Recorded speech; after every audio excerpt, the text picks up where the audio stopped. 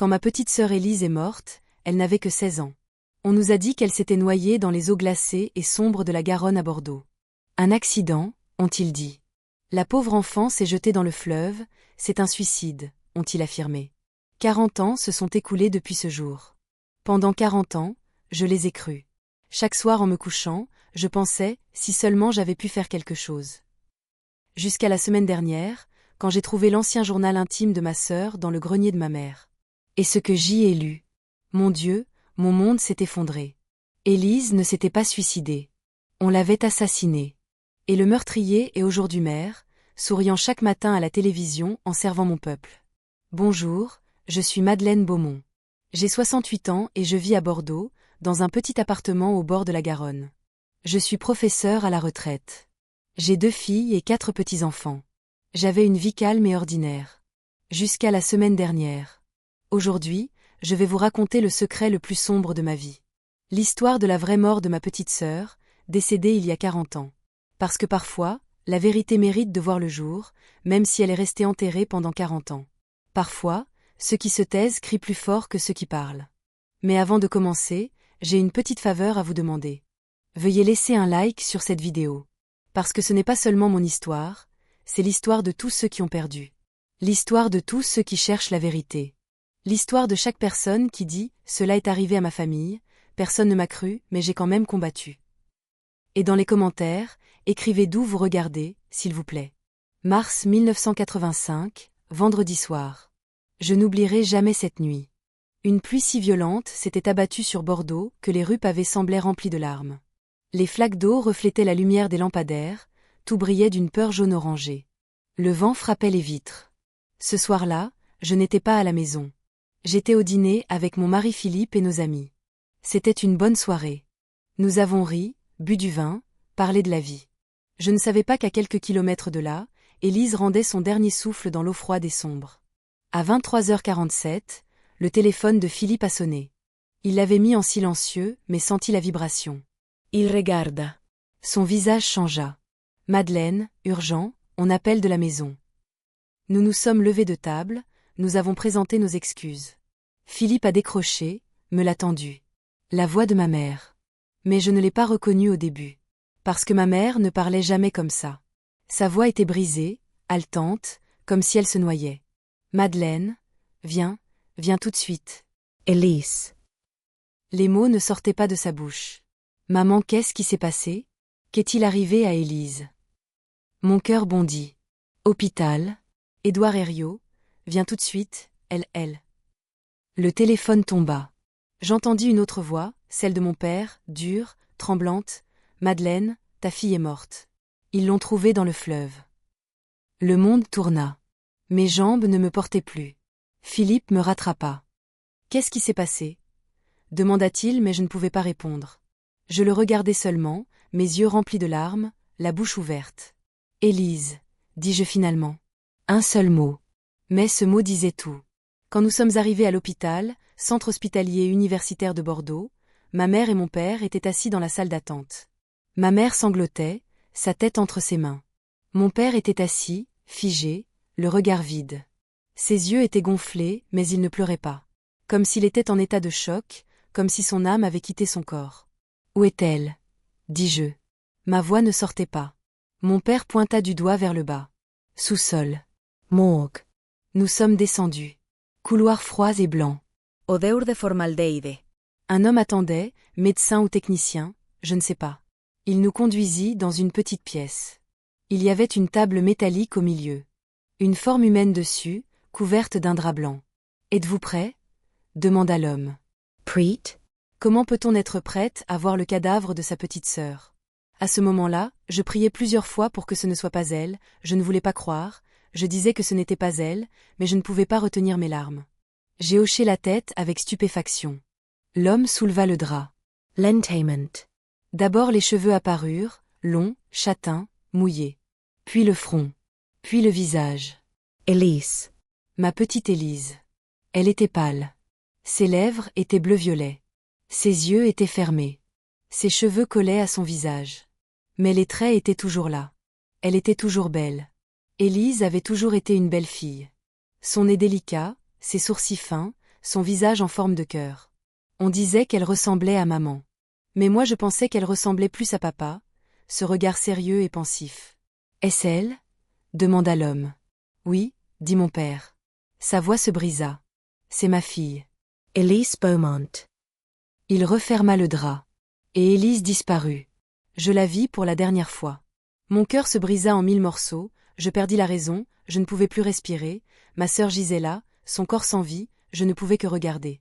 Oui, mes chers spectateurs, nous devons apprécier la valeur les uns des autres, la valeur de chaque jour. Quand nous sommes remontés, la police attendait. Le commissaire Renaud, un homme d'âge moyen, gros, au visage rouge. Il essuyait son front en sueur avec un mouchoir. « Madame, monsieur Beaumont », dit-il en essayant d'adoucir sa voix. « Je suis vraiment désolé pour votre perte. Mais je dois poser quelques questions. » Nous sommes passés au salon. Le commissaire sortit un carnet. Où était Élise ce soir? Avec qui était-elle? Ma mère parla, entre deux sanglots. Elle était à la maison. Nous avons dîné, il était 20h30. Puis elle est montée dans sa chambre. J'ai des devoirs, a-t-elle dit. J'ai vérifié à 22h. Elle dormait dans son lit. Du moins, je le pensais. La couette était rabattue. Et ensuite? Ensuite je me suis couchée aussi. Je me suis réveillée à 7h du matin. J'ai regardé dans la chambre d'Élise. Vide. Le lit était fait, mais elle n'était pas là. La fenêtre était ouverte. J'ai pensé qu'elle était peut-être sortie tôt pour son jogging matinal. Mais 8h, 9h sont passées, elle n'est pas revenue. Puis le téléphone a sonné. La police. Le commissaire hocha la tête. Nous avons trouvé Élise sous le pont de pierre. À 6h15 ce matin, un pêcheur l'a vue. Elle était tombée dans le fleuve, noyée. Comment est-elle tombée? Demandai-je. Un accident? Le commissaire hésita. Il évita mon regard. Madame. Ceux qui tombent du pont de pierre, généralement, se suicident. Suicide. Mon père bondit. Sa voix était si forte que tout le monde se retourna. Quel suicide? Ma fille était heureuse. Pourquoi se suiciderait-elle? Monsieur, s'il vous plaît, calmez-vous. Je dis seulement une possibilité. Personne ne va au pont de pierre à minuit par accident. Le pont est haut, il y a des garde-fous. Il faut grimper délibérément pour tomber. Mais pourquoi Élise grimperait-elle? Dis-je. Pourquoi sauterait-elle dans le fleuve? Elle n'était pas dépressive. Pas de lettre de suicide. Aucun signe. Parfois les jeunes. Le commissaire s'arrêta. Parfois les jeunes ont des tempêtes à l'intérieur, personne ne les voit. Même pas leur famille. Une autopsie fut pratiquée le lendemain. Résultat, eau dans les poumons, noyade. Cause du décès, noyade par immersion. Il y avait une petite blessure à la tête arrière du crâne, côté droit, coupure de 3 cm, avec du sang. Le rapport disait, la victime a pu se cogner la tête contre un pilier du pont ou une pierre sous-marine en tombant. Le traumatisme lié au coup s'est produit avant la noyade. Mais la noyade est la cause principale du décès. La police a enquêté. Ils ont cherché des traces sur le pont, cherché des témoins. Personne n'avait rien vu. Minuit, sous la pluie, personne n'était dehors. Ils ont fouillé la chambre d'Élise. Je ne sais pas s'ils ont trouvé le journal. Peut-être l'ont-ils trouvé, mais ne l'ont pas lu. Peut-être ne l'ont-ils pas pris au sérieux. Verdict, suicide. Affaire classée. Les funérailles eurent lieu 5 jours plus tard, mercredi 20 mars.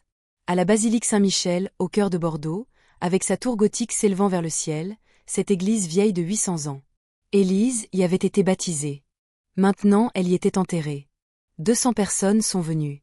Peut-être plus. L'église était pleine. Les camarades de classe d'Élise, jeunes filles, tout en larmes, des roses blanches à la main. Ses professeurs, visages sérieux et tristes. Voisins, parents, connaissances. Tout le monde en noir. Tout le monde silencieux. Les prêtres parlent. Élise Beaumont était très jeune. Elle était au début de sa vie. Nous ne pouvons pas connaître les plans de Dieu. Mais nous savons qu'Élise est maintenant en paix, au paradis, auprès de Dieu. Ses amis parlèrent. Marie Girard, la meilleure amie d'Élise, petite, blonde, ronde, parla en pleurant. Élise était ma meilleure amie. Elle était si gentille, si intelligente. Je ne sais pas pourquoi elle est partie. Mais elle va beaucoup me manquer. Je ne pus pas parler. J'essayai, mais les mots se nouèrent dans ma gorge. Philippe me tint la main. Ne te fais pas ça, dit-il. Yemeresis. Ils portèrent le cercueil. Bois noir et poli. Des fleurs dessus. Élise à l'intérieur. Ma petite sœur. 16 ans. Ils la mirent dans la tombe. Jetèrent de la terre. Le prêtre récita une prière. Tu es poussière, et tu retourneras en poussière. Et Élise fut enterrée. Ce n'était pas seulement elle qu'on enterrait, elle m'emportait avec elle. Après la mort d'Élise, la vie continua. C'est ce qu'on dit, la vie continue. Elle continue parce qu'elle ne peut pas s'arrêter. Mais chaque jour je pensais à elle. Chaque matin en me réveillant, pendant quelques secondes j'oubliais.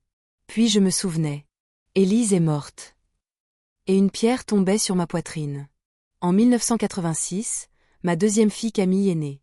J'aurais dû être heureuse, mais je ne l'étais pas. Quand je regardais Camille, je voyais Élise. Si seulement Élise avait pu te voir, pensais-je. En 1995, j'ai commencé à enseigner.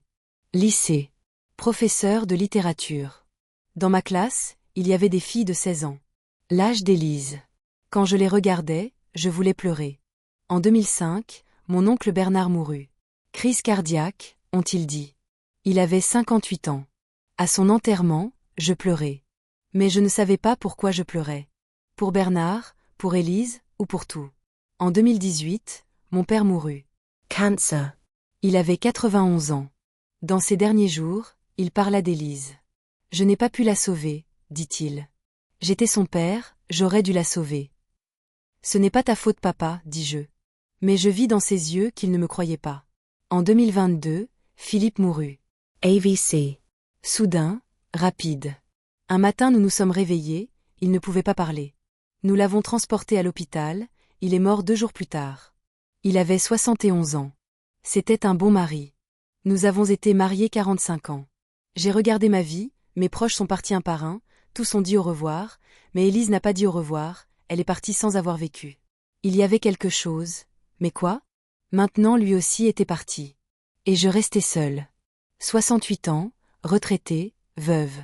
J'avais 2 filles, 4 petits-enfants. Mais je me sentais seule. Parce que je ne connaissais toujours pas la vérité sur Élise. La semaine dernière, je nettoyais l'ancienne maison de ma mère. Maman était morte en 2010, la maison était vide. Juliette et Camille décidèrent, « Maman, vendons la maison. Elle est vide, l'entretien coûte cher, ça ne sert à rien. » Elles avaient raison. Mais c'était difficile. J'avais grandi dans cette maison. Élise aussi. Chaque coin avait un souvenir. Je suis montée au grenier. Poussière, toile d'araignée, vieille boîte. J'ai fouillé pendant des heures. La robe de Maria et de Maman. L'uniforme militaire de papa. Mes jouets d'enfance. Et dans un coin, une petite boîte en carton. Dessus était écrit « Élise, souvenir ». Je l'ouvris. À l'intérieur, les affaires d'Élise. Photos de classe. Bulletins, toujours de bonnes notes. Lettres, d'amis, de moi, de la famille. Et tout au fond, un petit cahier couvert de cuir marron. Un journal intime. Je le pris dans ma main. Sur la couverture en lettres dorées était écrit « Mon journal, 1985 ». Mon cœur s'accéléra. C'était le journal d'Élise. Je ne l'avais jamais vu. La police l'avait-elle vu? Maman l'avait-elle caché? J'ouvris la première page. L'écriture d'Élise, fine, élégante, légèrement inclinée. 1er janvier 1985. Nouvelle année.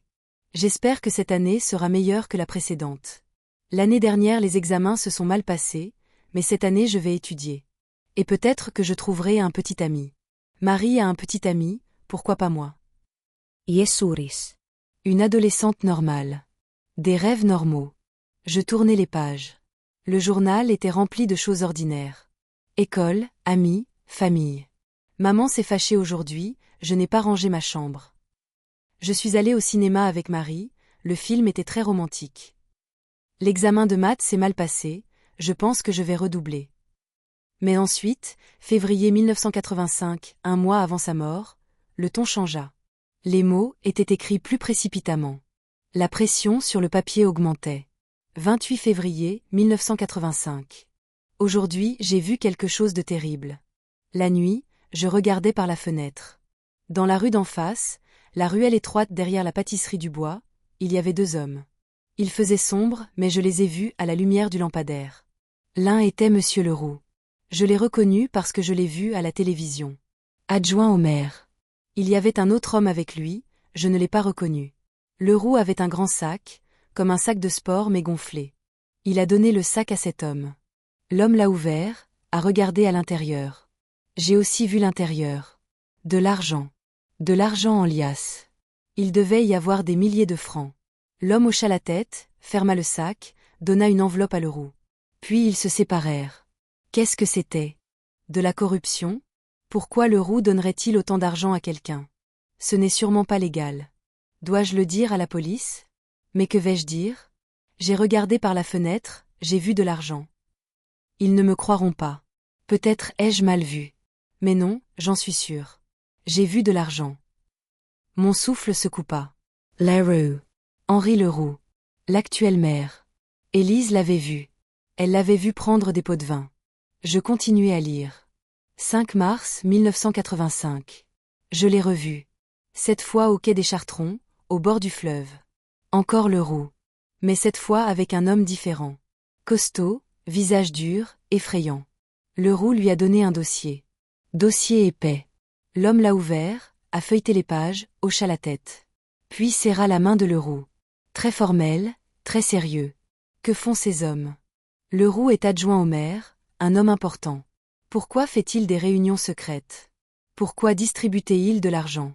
G2 Inquieter. Peut-être que je trouverai quelque chose dans les archives des journaux à la bibliothèque. Dans l'épisode précédent, j'ai trouvé le journal d'Élise et lu les secrets choquants qu'il contenait. Dans vos commentaires, beaucoup d'entre vous ont dit « Va à la police immédiatement ». Vous avez raison. Mais vous ne savez pas à quel point c'est difficile d'aller à la police. Surtout 40 ans plus tard. Surtout quand vous avez en face de vous un homme puissant comme Henri Leroux. Après avoir trouvé le journal, je n'ai pas dormi de la première nuit. Je me suis allongée dans mon lit, fixant le plafond. L'écriture d'Élise était devant mes yeux. Ses lettres tremblantes, comme un cri à l'aide. Quelqu'un me suit. J'ai peur. Ma famille aussi regrettera. Chaque phrase plantée comme un couteau dans mon cœur. Le matin à 6h30, je me suis levée. J'ai fait du café, mais je n'ai pas pu le boire. Mon estomac se retournait. Mes mains tremblaient. Je suis passée au salon, j'ai regardé la Garonne par la fenêtre. Le soleil se levait, le fleuve était doré. C'était une belle vue. Mais je ne la voyais pas. Je pensais seulement, Élise est morte dans cette eau. Il y a 40 ans, juste ici, froide et seule. À 9h, j'ai pris mon courage. J'allais aller à la police. Mais pas à la police de 1985, le commissaire Renaud, en service à l'époque, avait pris sa retraite. J'allais voir la nouvelle génération de policiers. Peut-être qu'ils écouteraient. Peut-être qu'ils voudraient voir la vérité. Bordeaux Police Judiciaire, le bâtiment de la police criminelle était rue Castéja. Grand immeuble gris et froid. J'ai monté les escaliers, l'ascenseur me faisait peur, je n'aime pas les espaces confinés, et je suis arrivée à la réception. Un jeune policier était assis devant son ordinateur. Il leva la tête. « Bonjour madame, comment puis-je vous aider ?»« Bonjour, dis-je. Ma voix tremblait. Je voudrais parler de ma sœur qui est morte il y a 40 ans. Le policier haussa les sourcils. Il y a 40 ans. Oui. 1985. Elle s'appelait Élise Beaumont. À l'époque on a dit suicide. Mais ils se sont trompés. Je pense que c'était un meurtre. Le policier me regarda. Il y avait du doute dans ses yeux. Madame, il y a 40 ans, c'est très long. Si l'affaire a été classée. Je sais qu'elle a été classée. Mais j'ai trouvé une nouvelle preuve. S'il vous plaît, puis-je parler à quelqu'un? Le policier soupira. Attendez. Il décrocha le téléphone, parla à l'intérieur. Attendit quelques minutes. Puis raccrocha. Le lieutenant Marchand va vous recevoir. 3e étage, bureau 304. Vous pouvez prendre l'ascenseur. Je prendrai les escaliers, merci. 3 étages d'escalier. J'étais essoufflée. À 68 ans, on se fatigue. Mais je suis montée. Le couloir était long, les portes alignées. 302, 303. 304. J'ai frappé. Entrez. Je suis entrée. Le bureau était petit, bien rangé. Un bureau, 2 chaises, une carte de Bordeaux au mur. Et derrière le bureau une femme, la quarantaine, cheveux noirs courts, sans maquillage, visage sérieux. Elle portait un tailleur, bleu marine. Elle se leva, tendit la main. « Bonjour madame, je suis le lieutenant Sophie Marchand. Asseyez-vous s'il vous plaît. » Je me suis assise. J'ai sorti le journal de mon sac, l'ai posé sur le bureau. Marchand regarda. Qu'est-ce que c'est? Le journal intime de ma petite sœur. Elise Beaumont. Elle est morte en 1985. Tout le monde a dit suicide. Mais dans ce journal il est écrit, quelqu'un la suivait, elle était menacée, elle avait peur. Et cette personne? Je pris une profonde respiration. Henri Leroux, le maire. Le visage de Marchand ne changea pas. Elle prit le journal, tourna les pages. Commença à lire. Le silence tomba. Seul le bruit des pages se faisait entendre. J'attendais, les mains jointes sur mes genoux, mes jambes tremblaient. 5 minutes plus tard, Marchand ferma le journal. Elle me regarda. « Madame Beaumont, dit-elle doucement. C'est sérieux. Très sérieux. Vous associez un maire à un meurtre. Je n'associe pas. C'est Élise qui associe. Elle l'a écrit. Elle l'a vu. Oui, mais madame. » Marchand se pencha en avant. Ce journal contient les impressions d'une jeune fille. Peut-être a-t-elle mal vu. Peut-être était-elle paranoïaque. Les jeunes de 16 ans parfois. Ce n'était pas de la paranoïa. Maanantai voiks monta. Quelqu'un lui a laissé une note. Oublie ce que tu as vu sinon tu le regretteras. C'est de la paranoïa ça. Avez-vous vu cette note? J'hésitais. Non. Mais c'est écrit dans le journal. Donc il n'y a pas de preuve physique. Seulement un journal, écrit il y a 40 ans. Et madame, excusez-moi mais... Henri Leroux est un homme très puissant. Ses avocats sont les meilleurs. Si nous n'avons pas de preuves concrètes, nous ne pouvons pas le toucher. Quelque chose se brisa en moi. Alors que dois-je faire? Rester assise et me taire. Marchand poussa un profond soupir. Regardes, madame. Je vous comprends. Vraiment. Vous avez perdu votre sœur, vous avez souffert, 40 ans ont passé, mais la douleur est toujours là. Et maintenant vous avez trouvé ce journal, il vous a donné de l'espoir. Mais, nous devons être réalistes. Prouver un meurtre 40 ans après est presque impossible. Les témoins sont morts, disparus. Les preuves ont disparu. Et accusé Henri Leroux. Elle secoua la tête. Ce combat n'est pas facile. Je ne m'attendais pas à ce que ce soit facile, dis-je. Ma voix se durcit. Mais je n'attends pas la justice. Ma sœur mérite la justice. Marchand me regarda longement. Puis hocha la tête. D'accord madame. Je vais rouvrir ce dossier. Je vais réexaminer le dossier d'Élise Beaumont. Je vais consulter les archives de 1985, le rapport d'autopsie. Mais je ne peux rien vous promettre. Peut-être que rien n'en sortira. Il en sortira quelque chose, dis-je. Je le sais, il en sortira. Chers spectateurs, je voudrais vous poser une question. Que auriez-vous fait à ma place? Vous avez 68 ans, vous avez perdu votre sœur il y a 40 ans, la police vous dit « pas de preuves, nous ne pouvons rien faire ». Abandonneriez-vous? Ou continueriez-vous à vous battre? Écrivez dans les commentaires. Parce qu'à ce moment-là, je me suis sentie très seule. Personne ne croyait. Mais j'ai quand même continué. Quand je suis sortie du commissariat, j'étais déçue mais pas surprise. La police signifie bureaucratie. Loi, procédure, preuve. Ils suivaient les règles. Mais moi j'avais suivi les règles pendant 40 ans. Il était temps de faire mes propres règles. Quand je suis rentrée chez moi, j'ai allumé l'ordinateur. Un vieil ordinateur Dell, lent, bruyant. Mais il faisait l'affaire. J'ai ouvert Google. J'ai tapé « Henri Leroux maire Bordeaux ». Des milliers de résultats sont apparus. Le site officiel de Leroux, photo professionnelle, visage souriant, des slogans comme « Fier de servir notre peuple ». Des actualités, le maire Leroux inaugure un nouveau parc. Leroux investit dans les écoles. Des interviews, l'avenir de Bordeaux est brillant, disait Leroux, sérieusement. J'ai trouvé sa biographie. Né en 1954. 71 ans donc. Il a étudié le droit à l'université de Bordeaux, diplômé en 1977. A travaillé comme avocat. Entré à la mairie en 1980, jeune, ambitieux, charismatique disait-il. Élu adjoint au maire en 1982. Responsable des finances. Élu maire en 2010. Maintenant dans son 3e mandat. Marie. Son épouse Isabelle Leroux, 68 ans, professeure retraitée. 2 enfants, Antoine, 45 ans, avocat. Véronique, 42 ans, architecte. Riche. Très riche. Un article écrivait « La famille Leroux fait partie des familles les plus fortunées de Bordeaux. Entreprise de construction, portefeuille immobilier, restaurant. Valeur nette estimée, 50 millions d'euros. 50 millions d'euros. Je me suis arrêtée. J'ai réfléchi. En 1985, Leroux était adjoint au maire. Son salaire était peut-être de 100 000 francs par an?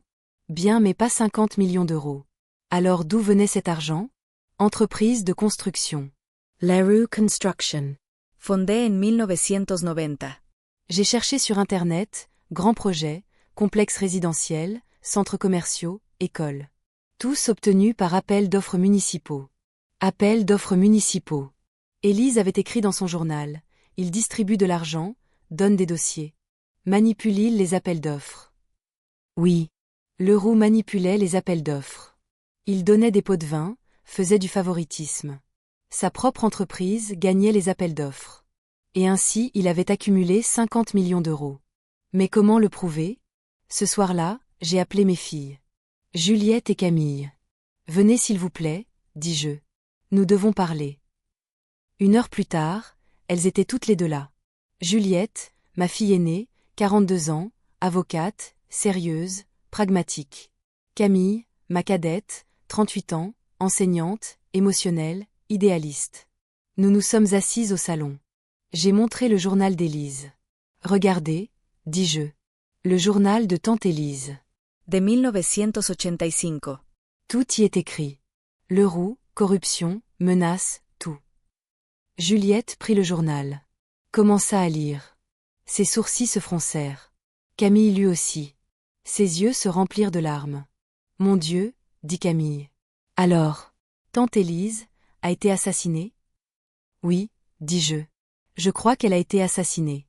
Par Leroux. Ou par les hommes de Leroux. Juliette ferma le journal. Me regarda. Maman, c'est très sérieux. Tu accuses un maire. Es-tu allée à la police? J'y suis allée. J'ai parlé au lieutenant Marchand. Elle a dit qu'elle allait examiner le dossier. Mais, je ne suis pas très optimiste. 40 ans ont passé. Pas de preuves. Alors que vas-tu faire? Enquête. Sur Leroux. Sur 1985. Je vais trouver les amis d'Élise, leur parler. Peut-être que quelqu'un sait quelque chose. Camille était inquiète. Maman, c'est dangereux. Si Leroux est vraiment le meurtrier. Je sais que c'est dangereux. Mais Camille, j'attends depuis 40 ans. Je ne peux plus attendre. Elise me write justice. Juliette réfléchit. Elle porta son doigt à ses lèvres. Elle fait toujours ça quand elle réfléchit. Puis parla. Maman, je suis avocate. Je peux t'aider d'un point de vue juridique. Collecte de preuves, procédure légale. Nous le ferons. Mais nous devons être prudentes. Les avocats de Leroux sont très bons. Si tu fais une erreur, ils te poursuivront. Compris. Camille me prit la main. Moi aussi je t'aiderai maman. Tout ce qu'il faut. Tante Élise était aussi ma tante. Elle mérite justice. Cette nuit-là, après le départ de mes filles, je me suis sentie plus forte. Je n'étais plus seule. Ma famille était avec moi. Le lendemain, j'ai commencé à chercher les amis d'Élise. En 1985, elle avait 16 ans, elle allait au lycée Michel-Montaigne. Sa meilleure amie était Marie Girard. Je me souvenais, elle avait parlé en pleurant aux funérailles. Trouver Marie fut facile. Juliette l'a trouvée sur Facebook. Maintenant Marie Dubois, mariée donc. 56 ans. Comfortable. Vit à Bordeaux, rue Judaïque. J'ai trouvé son numéro de téléphone. J'ai appelé. Allô. Bonjour madame, je suis Madeleine Beaumont. Je suis la sœur d'Élise Beaumont. Silence de l'autre côté. Un long silence. Puis, Madeleine. Mon Dieu, je n'ai pas pensé à Élise depuis si longtemps. Comment allez-vous? Je vais bien merci Marie. Pourrions-nous nous voir? Je voudrais parler d'Élise. Elle hésita. Parler d'Élise? Mais elle est morte. Il y a 40 ans.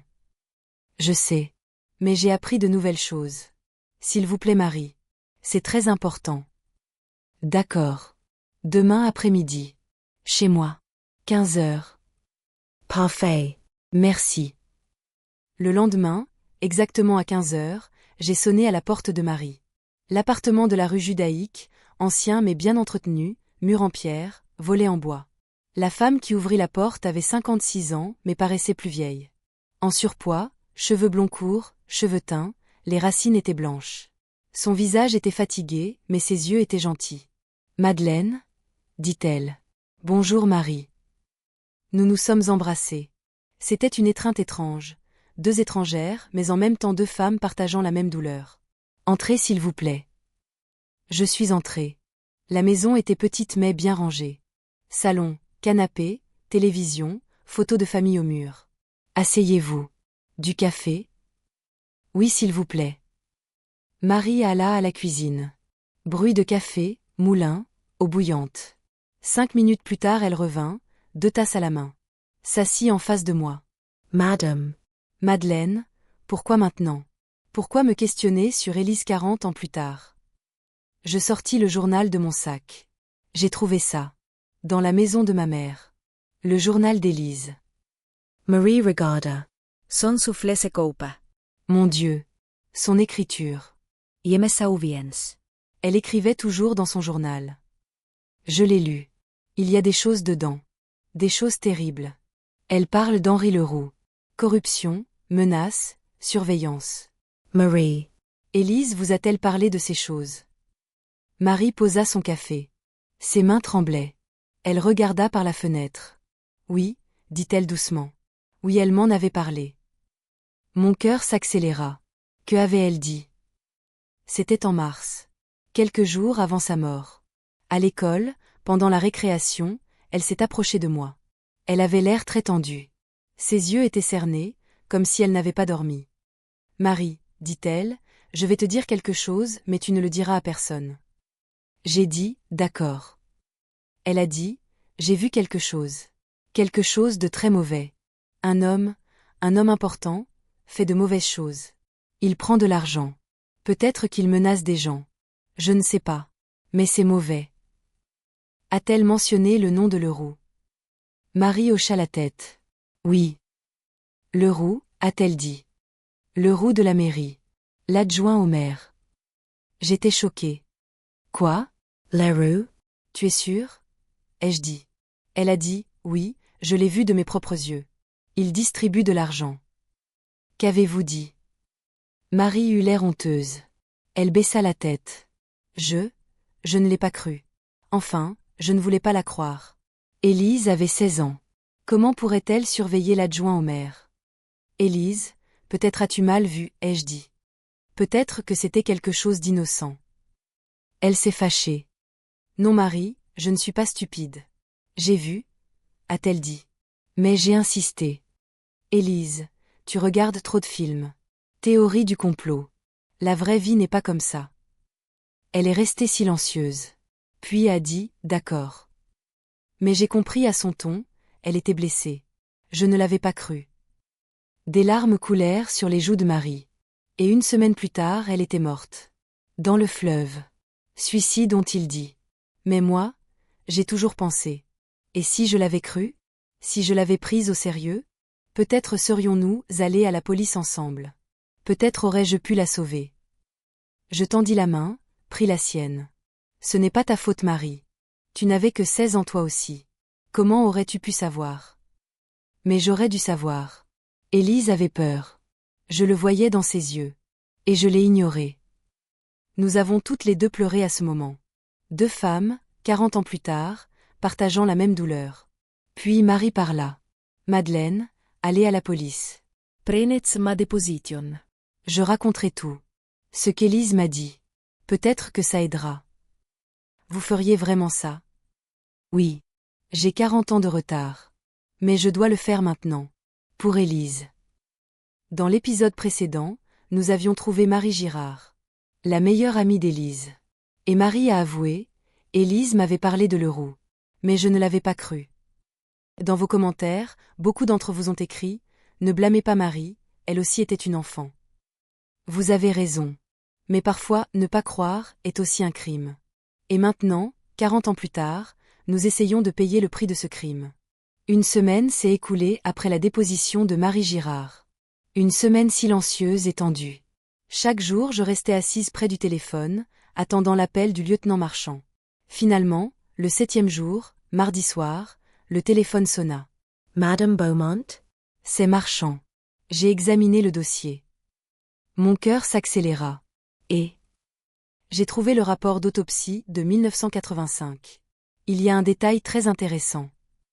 Lequel? La blessure à la tête d'Élise. Le rapport dit, la victime a pu se cogner la tête contre un pilier du pont ou une pierre sous-marine en tombant. Mais il y a une note manuscrite du médecin légiste, petite, dans la marge. Il dit, l'angle de la blessure est étrange. Arrière du crâne, côté droit, traumatisme de haut en bas. Ce type de blessure provient généralement d'un coup, pas d'une chute. Mon souffle se coupa. Donc, quelqu'un a frappé Élise à la tête. C'est possible. Mais madame, nous devons être prudents. Ce n'est qu'une note. Le résultat du rapport est toujours noyade, suicide probable. Pour ouvrir l'affaire, nous avons besoin de plus de preuves. Alors que ferez-vous maintenant? Je vais parler à Henri Leroux. Interrogatoire non officiel. Juste quelques questions. Mais madame, je vous préviens. Les avocats de Leroux sont très puissants. S'il est vraiment le meurtrier, il n'avouera pas facilement. Je comprends. Quand allez-vous lui parler? Demain.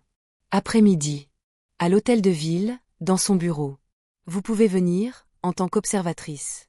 Mais restez silencieuse s'il vous plaît. D'accord. Je viendrai. J'ai raccroché. Mes mains tremblaient. Demain j'allais voir Leroux. L'homme que je n'avais pas vu depuis 40 ans. L'homme qui avait tué ma sœur. Cette nuit-là, à 2h17, je me suis réveillée à cause d'un bruit. De l'extérieur. Du jardin. Un léger bruit, un bruit de pas, où était-ce le vent? Je me suis levée du lit. Il faisait noir. La lumière de la lune filtrait par la fenêtre, le sol était semi-éclairé. Je me suis approchée de la fenêtre, j'ai regardé prudemment. Le jardin était là, arbres, buissons, pelouse. Tout était normal. Mais ensuite j'ai vu une ombre.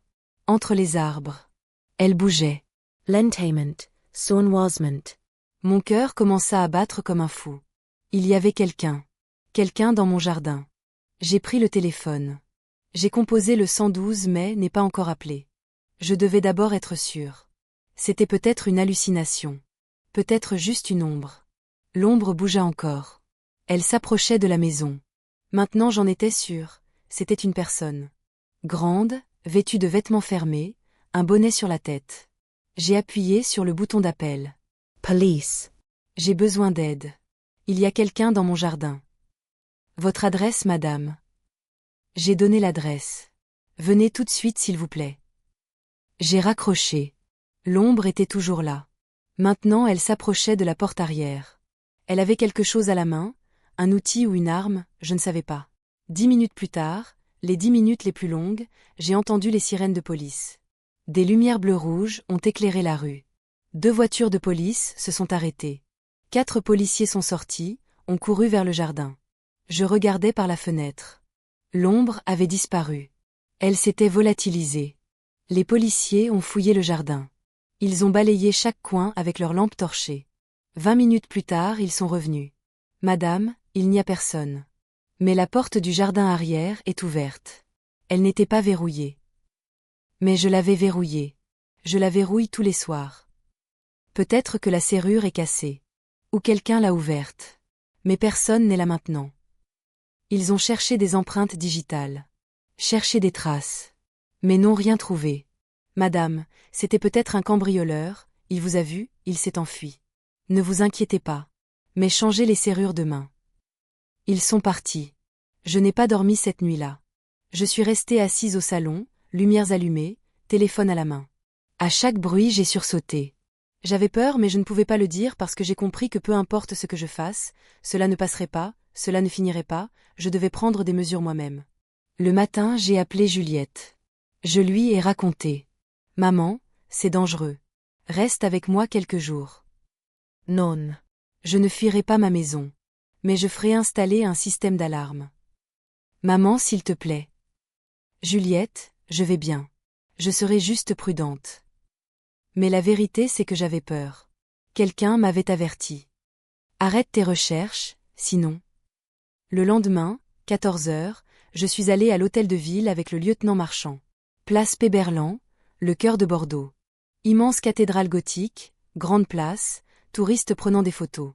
Et en face, l'hôtel de ville, pierre blanche, fenêtres élégantes, drapeau français flottant. Nous sommes entrés. La réception était majestueuse, sol en marbre, lustre en cristal, peinture au plafond. Marchand a montré sa carte d'identité. Lieutenant Marchand, nous avons rendez-vous avec monsieur Leroux. La réceptionniste a appelé. Paul. 4e étage. Prenez l'ascenseur. L'ascenseur, recouvert de miroirs, luxueux. Marchand me regarda. Madame, je vous le rappelle. Restez silencieuse s'il vous plaît. Écoutez seulement. Ne parlez pas. Compris. 4e étage.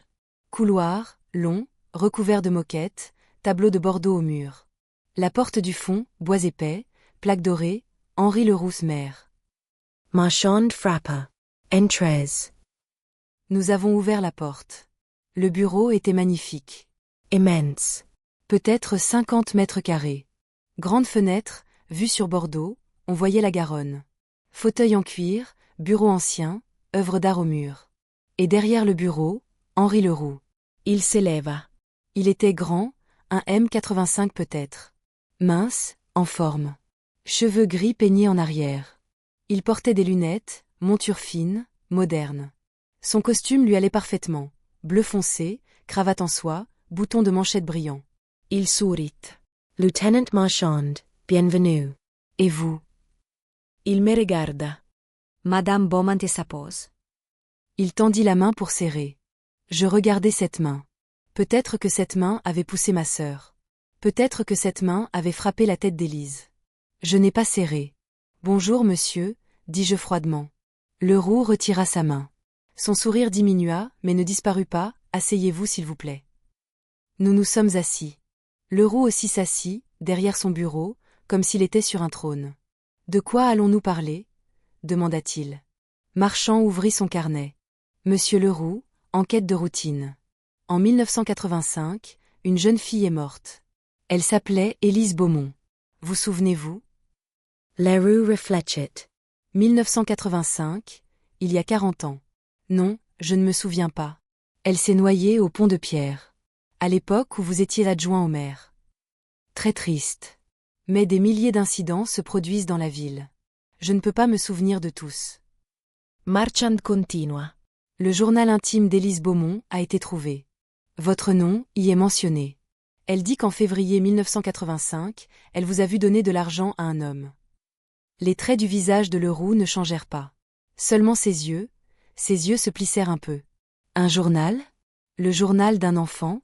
Lieutenant, c'est une preuve assez faible pour une accusation sérieuse. Nous n'accusons pas encore monsieur. Nous demandons seulement.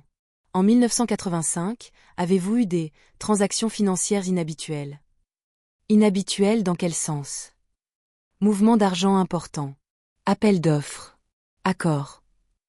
Leroux se renversa en arrière. Joignit ses doigts. Lieutenant, à cette époque j'étais adjoint au maire. J'étais responsable des finances. Bien sûr qu'il y avait des mouvements d'argent. Budget municipal, appel d'offres, entrepreneur. Tout était légal, tout était enregistré. Pouvons-nous voir les archives? Bien sûr. Contactez mon avocat, nous fournirons les documents nécessaires. Marchand prit des notes. Élise Beaumont vous connaissait-elle? Non. Pourquoi me connaîtrait-elle? Je ne l'ai jamais vue. Mais elle vous a vu. Leroux haussa les épaules. Peut-être à la télévision. Je suis une personnalité publique. Tout le monde me voit. Je ne pus me retenir. Je parlai. Vous l'avez tuée. Ma mère parla, entre deux sanglots. Elle était à la maison. Nous avons dîné, il était 20h30. Puis elle est montée dans sa chambre. J'ai des devoirs, a-t-elle dit. J'ai vérifié à 22h. Elle dormait dans son lit. Du moins, je le pensais. La couette était rabattue. Et ensuite? Ensuite je me suis couchée aussi. Je me suis réveillée à 7 heures du matin. J'ai regardé dans la chambre d'Élise. Vide. Le lit était fait, mais elle n'était pas là. La fenêtre était ouverte. J'ai pensé qu'elle était peut-être sortie tôt pour son jogging matinal. Mais 8 heures, 9 heures sont passées, elle n'est pas revenue. Puis le téléphone a sonné. La police. Le commissaire hocha la tête. Nous avons trouvé Élise sous le pont de pierre. À 6h15 ce matin, un pêcheur l'a vue. Elle était tombée dans le fleuve, noyée. Comment est-elle tombée? Demandai-je. Un accident? Le commissaire hésita. Il évita mon regard. Madame. Ceux qui tombent du pont de pierre, généralement, se suicident. Suicide. Mon père bondit. Sa voix était si forte que tout le monde se retourna. Quel suicide? Ma fille était heureuse. Pourquoi se suiciderait-elle? Monsieur, s'il vous plaît, calmez-vous. Je dis seulement une possibilité. Personne ne va au pont de pierre à minuit par accident. Le pont est haut, il y a des garde-fous. Il faut grimper délibérément pour tomber. Mais pourquoi Élise grimperait-elle? Dis-je. Pourquoi sauterait-elle dans le fleuve? Elle n'était pas dépressive. Pas de lettre de suicide. Aucun signe. Parfois les jeunes. Le commissaire s'arrêta. Parfois les jeunes ont des tempêtes à l'intérieur, personne ne les voit. Même pas leur famille. Une autopsie fut pratiquée le lendemain. Résultat, eau dans les poumons, noyade. Cause du décès, noyade par immersion. Il y avait une petite blessure à la tête arrière du crâne, côté droit, coupure de 3 cm, avec du sang. Le rapport disait, la victime a pu se cogner la tête contre un pilier du pont ou une pierre sous-marine en tombant. Le traumatisme lié au coup s'est produit avant la noyade. Mais la noyade est la cause principale du décès. La police a enquêté. Ils ont cherché des traces sur le pont, cherché des témoins. Personne n'avait rien vu. Minuit, sous la pluie, personne n'était dehors. Ils ont fouillé la chambre d'Élise. Je ne sais pas s'ils ont trouvé le journal. Peut-être l'ont-ils trouvé, mais ne l'ont pas lu. Peut-être ne l'ont-ils pas pris au sérieux. Verdict, suicide. Affaire classée. Les funérailles eurent lieu 5 jours plus tard, mercredi 20 mars. À la basilique Saint-Michel, au cœur de Bordeaux, avec sa tour gothique s'élevant vers le ciel, cette église vieille de 800 ans. Élise y avait été baptisée. Maintenant elle y était enterrée. 200 personnes sont venues. Peut-être plus. L'église était pleine. Les camarades de classe d'Élise, jeunes filles, tout en larmes, des roses blanches à la main. Ses professeurs, visages sérieux et tristes. Voisins, parents, connaissances. Tout le monde en noir. Tout le monde silencieux. Le prêtre parla. Élise Beaumont était très jeune. Elle était au début de sa vie. Nous ne pouvons pas connaître les plans de Dieu. Mais nous savons qu'Élise est maintenant en paix, au paradis, auprès de Dieu. Ses amis parlèrent. Marie Girard, la meilleure amie d'Élise, petite, blonde, ronde, parla en pleurant. Élise était ma meilleure amie. Elle était si gentille, si intelligente. Je ne sais pas pourquoi elle est partie. Mais elle va beaucoup me manquer. Je ne pus pas parler. J'essayai, mais les mots se nouèrent dans ma gorge. Philippe me tint la main. Ne te fais pas ça, dit-il. Yemeresis. Ils portèrent le cercueil. Bois noir et poli. Des fleurs dessus. Élise à l'intérieur. Ma petite sœur. 16 ans. Ils la mirent dans la tombe. Jetèrent de la terre. Le prêtre récita une prière. Tu es poussière, et tu retourneras en poussière. Et Élise fut enterrée. Ce n'était pas seulement elle qu'on enterrait, elle m'emportait avec elle. Après la mort d'Élise, la vie continua. C'est ce qu'on dit, la vie continue. Elle continue parce qu'elle ne peut pas s'arrêter. Mais chaque jour je pensais à elle. Chaque matin en me réveillant, pendant quelques secondes j'oubliais. Puis je me souvenais. Élise est morte. Et une pierre tombait sur ma poitrine. En 1986, ma deuxième fille Camille est née. J'aurais dû être heureuse, mais je ne l'étais pas. Quand je regardais Camille, je voyais Élise. Si seulement Élise avait pu te voir, pensais-je. En 1995, j'ai commencé à enseigner. Lycée. Professeur de littérature. Dans ma classe, il y avait des filles de 16 ans. L'âge d'Élise. Quand je les regardais, je voulais pleurer. En 2005, mon oncle Bernard mourut. Crise cardiaque, ont-ils dit. Il avait 58 ans. À son enterrement, je pleurais. Mais je ne savais pas pourquoi je pleurais. Pour Bernard, pour Élise, ou pour tout. En 2018, mon père mourut. Cancer. Il avait 91 ans. Dans ces derniers jours, il parla d'Élise. Je n'ai pas pu la sauver, dit-il. J'étais son père, j'aurais dû la sauver. Ce n'est pas ta faute, papa, dis-je. Mais je vis dans ses yeux qu'il ne me croyait pas. En 2022, Philippe mourut. AVC. Soudain, rapide. Un matin nous nous sommes réveillés, il ne pouvait pas parler. Nous l'avons transporté à l'hôpital, il est mort 2 jours plus tard. Il avait 71 ans. C'était un bon mari. Nous avons été mariés 45 ans. J'ai regardé ma vie, mes proches sont partis un par un, tous ont dit au revoir, mais Élise n'a pas dit au revoir, elle est partie sans avoir vécu. Il y avait quelque chose, mais quoi? Maintenant lui aussi était parti. Et je restais seule. 68 ans, retraitée, veuve. J'avais 2 filles, 4 petits-enfants. Mais je me sentais seule. Parce que je ne connaissais toujours pas la vérité sur Élise. La semaine dernière, je nettoyais l'ancienne maison de ma mère. Maman était morte en 2010, la maison était vide. Juliette et Camille décidèrent, « Maman, vendons la maison. Elle est vide, l'entretien coûte cher, ça ne sert à rien. » Elles avaient raison. Mais c'était difficile. J'avais grandi dans cette maison. Élise aussi. Chaque coin avait un souvenir. Je suis montée au grenier. Poussière, toile d'araignée, vieille boîte. J'ai fouillé pendant des heures. La robe de Maria et de Maman. L'uniforme militaire de papa. Mes jouets d'enfance. Et dans un coin, une petite boîte en carton. Dessus était écrit « Élise, souvenir ». Je l'ouvris. À l'intérieur, les affaires d'Élise. Photos de classe. Bulletins, toujours de bonnes notes. Lettres, d'amis, de moi, de la famille. Et tout au fond, un petit cahier couvert de cuir marron. Un journal intime. Je le pris dans ma main. Sur la couverture en lettres dorées était écrit « Mon journal, 1985 ». Mon cœur s'accéléra. C'était le journal d'Élise. Je ne l'avais jamais vu. La police l'avait-elle vu? Maman l'avait-elle caché? J'ouvris la première page. L'écriture d'Élise, fine, élégante, légèrement inclinée. 1er janvier 1985. Nouvelle année. J'espère que cette année sera meilleure que la précédente. L'année dernière les examens se sont mal passés, mais cette année je vais étudier. Et peut-être que je trouverai un petit ami. Marie a un petit ami, pourquoi pas moi? Yesuris. Une adolescente normale. Des rêves normaux. Je tournais les pages. Le journal était rempli de choses ordinaires. École, amis, famille. Maman s'est fâchée aujourd'hui, je n'ai pas rangé ma chambre. Je suis allée au cinéma avec Marie, le film était très romantique. L'examen de maths s'est mal passé, je pense que je vais redoubler. Mais ensuite, février 1985, un mois avant sa mort, le ton changea. Les mots étaient écrits plus précipitamment. La pression sur le papier augmentait.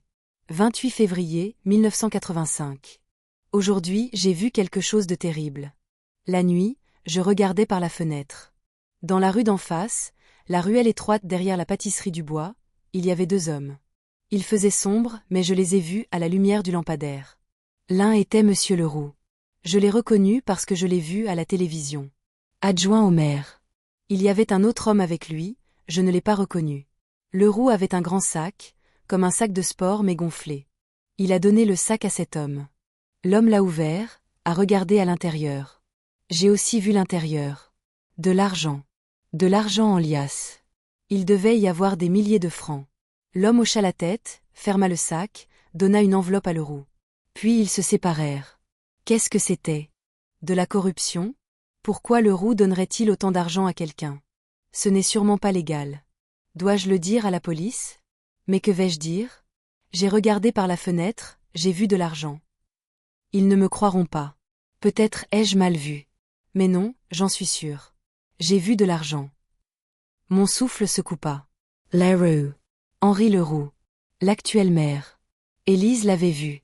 Elle l'avait vu prendre des pots de vin. Je continuais à lire. 5 mars 1985. Je l'ai revu. Cette fois au quai des Chartrons, au bord du fleuve. Encore Leroux.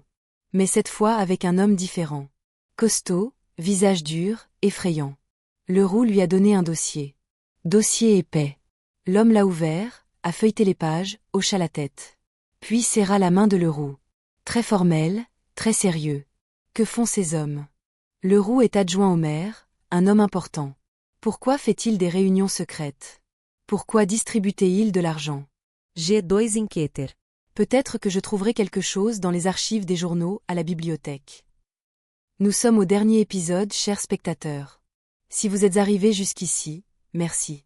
Merci vraiment. Parce que ce n'a pas été un voyage facile. L'histoire d'Élise, mon histoire, a été racontée devant vous. Et maintenant le final. La vérité la plus choquante. L'aveu le plus douloureux. Êtes-vous prêts? La nuit après avoir reçu la menace, j'étais seule chez moi. Je ne pouvais pas dormir. Je me suis allongée dans mon lit, fixant le plafond. Élise était dans mon esprit. 16 ans, dans le fleuve, seule, effrayée. Avait-elle crié, à l'aide? Ou avait-elle coulé silencieusement? Il était 3 heures. Je me suis levée. Je suis allée au salon. Le journal d'Élise était sur la table. Je le prenais chaque jour, je le lisais, j'avais mémorisé chaque mot. Mais cette nuit j'ai fait quelque chose de différent. J'ai pris le journal, je l'ai tenu à la lumière. Et j'ai vu. Il y avait une petite saillie à la couverture arrière. Comme si une page était collée. Mes mains tremblèrent. J'ai tiré doucement. Une page s'est détachée. Une page cachée. 14 mars 1985. Le jour de la mort d'Élise. J'ai lu. Et le monde s'est arrêté. Le plus grand twist, oncle Bernard. 14 mars 1985, jeudi, soir. Aujourd'hui, j'ai appris quelque chose de terrible. La chose la plus terrible. Depuis ce matin je suivais Monsieur Leroux. Oui, dangereux je sais. Mais je devais le faire. Je devais trouver des preuves. Cet après-midi, à 16 heures, Leroux est allé au vieil entrepôt rue Sainte-Catherine. J'y suis allée aussi, en cachette. J'ai regardé par la fenêtre. Il y avait quelqu'un à l'intérieur.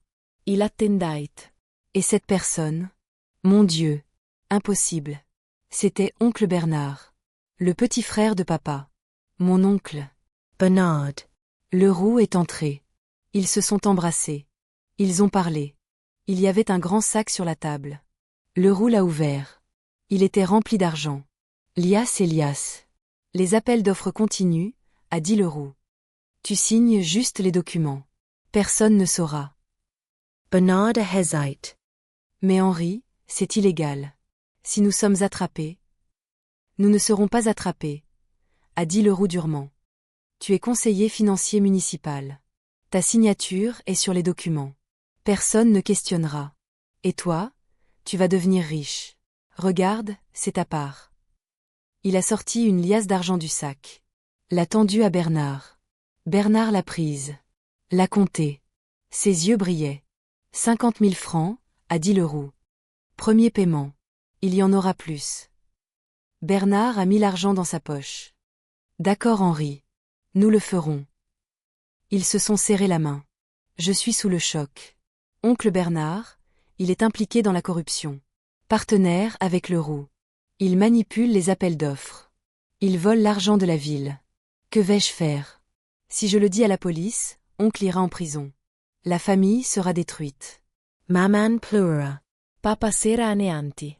Mais si je me tais, c'est mal. Très mal. Je ne sais pas. Demain je parlerai à papa. Il sait ce que je dois faire. Il prend toujours la bonne décision. Le journal se terminait là. Demain. 15 mars. Élise allait parler à son père, mon père.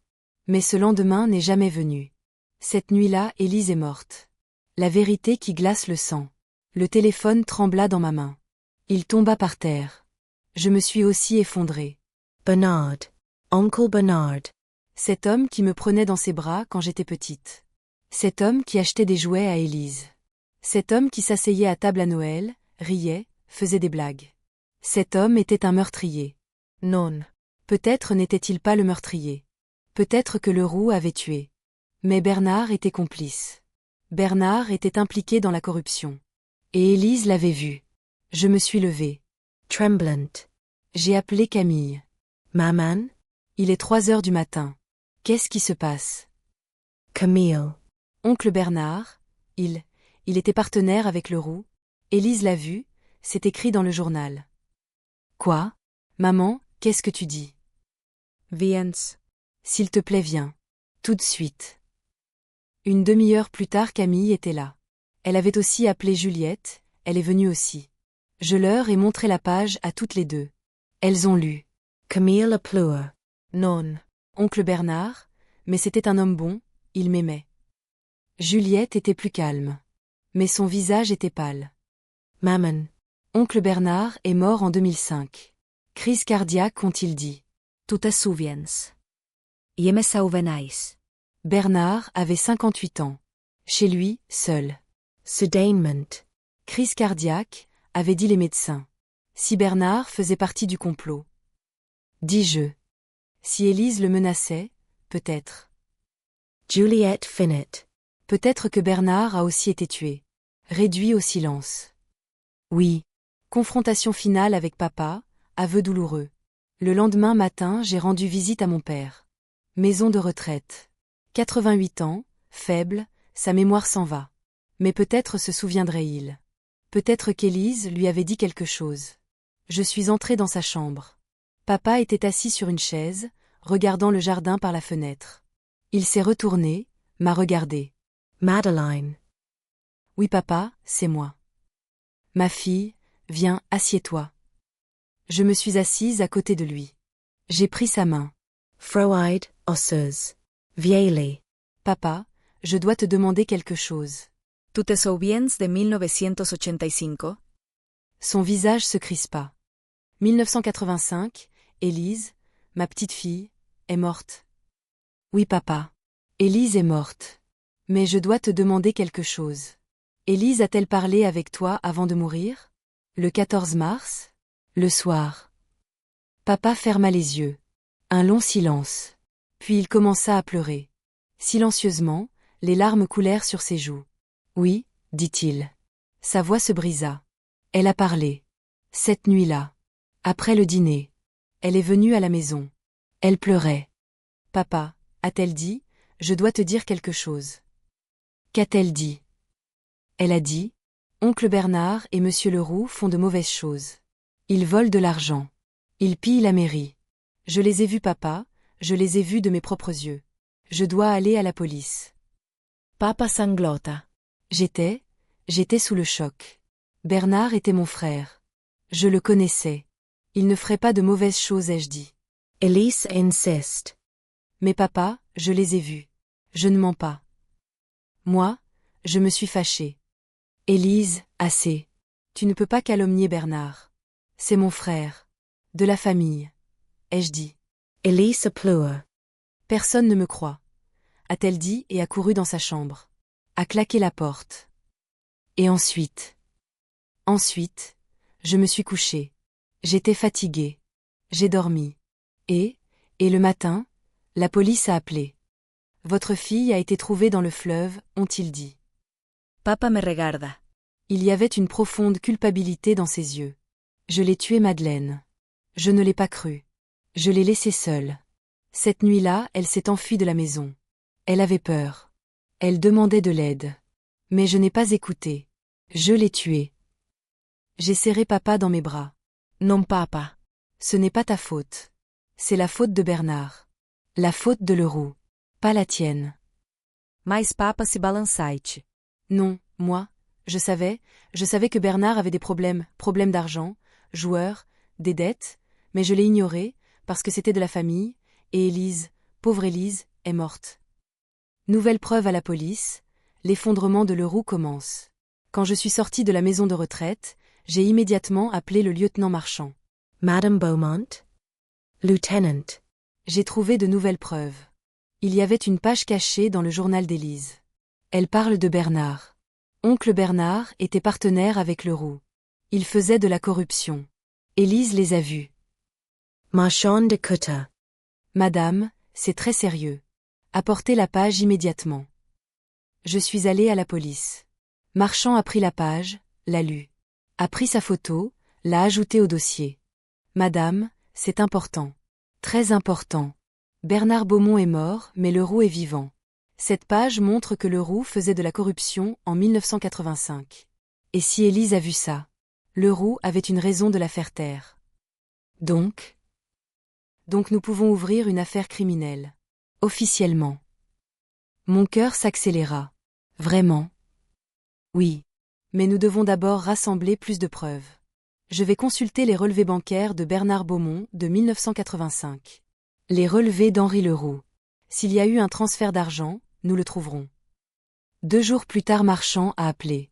Madam. J'ai trouvé. En mars 1985, 50 000 francs sont entrés sur le compte de Bernard Beaumont. Source. Non-definite. Le même jour, 200 000 francs sont sortis du compte d'Henri Leroux. Pas d'enregistrement. Suspect. Donc il y a suffisamment de preuves. Nous enquêtons sur Henri Leroux pour corruption. Et nous rouvrons la mort d'Élise Beaumont. Enquête criminelle. Interrogatuira final, la veu de l'Arauix. Une semaine plus tard, la police a convoqué Henri Leroux pour un interrogatoire officiel. J'étais là aussi, derrière la vitre, en tant qu'observatrice. Leroux est venu avec ses avocats.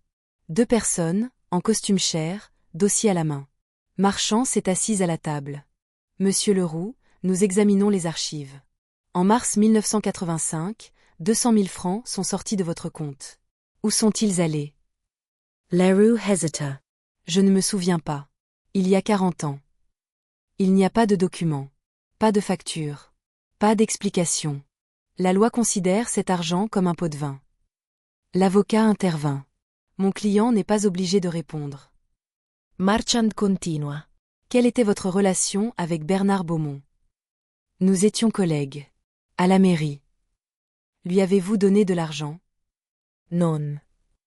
Mais 50 000 francs sont entrés sur le compte de Bernard en mars 1985. Le même jour que l'argent est sorti du vôtre. Coincidence. Leroux transpirate. Il regarda son avocat. Marchand ouvrit le dossier. Sortit la page du journal d'Élise. Ceci est le journal d'Élise Beaumont. 14 mars 1985. Elle dit qu'elle vous a vu, vous et Bernard Beaumont, ensemble. Comptant de l'argent. Elle a entendu que vous manipuliez les appels d'offres. Monsieur Leroux, vous avez donné un pot de vin à Bernard. Élise vous a vu. Et cette nuit-là, elle est morte. Était-ce sur votre ordre? Non. Leroux bondit. Je n'ai tué personne. Mais quelqu'un l'a tué. Était-ce Bernard? Leroux assassit. Mit sa tête dans ses mains. Long silence. Puis il parla. Voix très basse. Bernard l'a tué. J'ai eu un choc. Derrière la vitre, je me suis levé d'un bond. Marchand se pencha en avant. Bernard Beaumont a tué Élise. Oui, dit Leroux. Pas moi. Bernard. Raconti. Leroux prit une profonde respiration. Bernard est venu me voir. Le 15 mars au matin. Tôt. Son visage était pâle. Il tremblait. Henri, a-t-il dit, j'ai fait quelque chose de terrible. J'ai dit, que as-tu fait? Il a dit, Élise Beaumont. Je l'ai vue hier soir. Au pont de Pierre. Elle marchait. Je me suis arrêté. J'ai demandé ce qu'elle faisait. Elle a dit qu'elle s'était disputée avec son père, qu'elle s'était enfuie. Moi, j'ai eu peur. Élise nous avait vus. Elle savait tout. Si elle allait à la police, nous irions tous les deux en prison. Moi, je n'ai pas pu me contrôler. Nous étions dans la voiture. Nous avons parlé. Nous nous sommes disputés. Élise a dit, je vais aller à la police. Moi, j'ai essayé de la retenir. Elle a crié. Moi, ma main a touché sa tête. J'ai frappé fort. Elle est tombée. Du sang est venu. J'ai paniqué. Je l'ai prise de la voiture, l'ai portée au pont. Je l'ai jetée dans le fleuve. Marchand écrivait, rapidement. Que as-tu dit? J'étais sous le choc. Qu'as-tu fait? Ai-je dit. Bernard pleura. Il n'y avait pas d'autre choix. Elle allait aller à la police. Moi, je ne savais pas quoi faire. Si je le disais à la police, j'étais aussi coupable. Je lui avais donné des pots de vin. Nous avions fait de la corruption.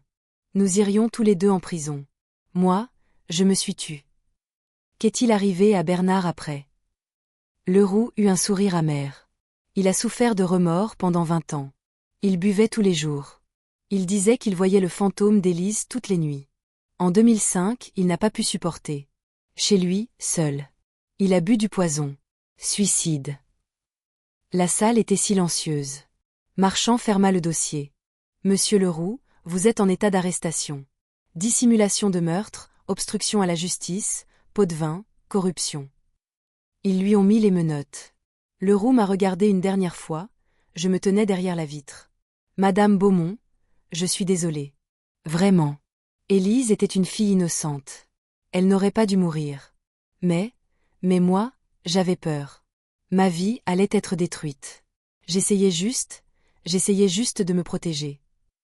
Mais tu n'as pas protégé Élise, dis-je. Ma voix était dure. Elle avait 16 ans. Tu étais adulte. Tu aurais pu choisir de protéger. Mais tu ne l'as pas fait. Tu as choisi l'argent. Tu as choisi le pouvoir. Et maintenant tu vas payer le prix. Ils ont emmené Leroux. Tribunal victoire de la justice. 3 mois plus tard, le procès a commencé. Henri Leroux était jugé. Dissimulation de meurtre, obstruction à la justice, pot de vin, corruption. Les médias étaient partout.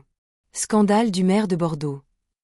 Secret de meurtre vieux de 40 ans résolu. Madeleine Beaumont, guerrière de la justice à 68 ans. J'étais assise dans la salle d'audience. Juliette et Camille étaient à mes côtés. Mes petits-enfants étaient aussi venus, pour soutenir leur grand-mère. Le procureur a parlé.